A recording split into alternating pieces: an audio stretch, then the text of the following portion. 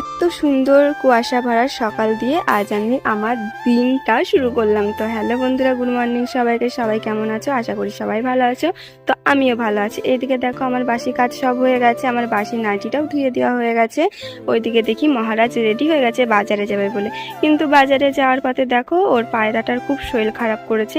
ওটা দেখে মহারাজের মনটা অনেকটাই খারাপ হয়ে গেছে। তো আমি বললাম যে তুমি মন খারাপ করো না, আসার পথে ওর জন্য তুমি ওষুধ নিয়ে এসো।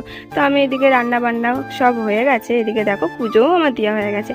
পুজোটাও দেওয়া হয়ে গেল, তারপরে দেখি আমার জন্য কিটক্যাট নিয়ে এসে। তো আমি তো অনেকই খুশি হলাম, কারণ মহারাজ অনেকদিন পর বাজারে গিয়ে আমার জন্য কিটক্যাট নিয়ে এসছে।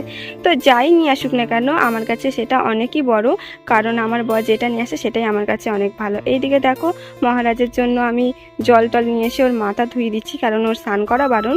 ওর মাথাটা অনেকদিন শ্যাম্পু করা হয়েছিল না, তাই আমি ওর মাথাটা শ্যাম্পু করে দিলাম।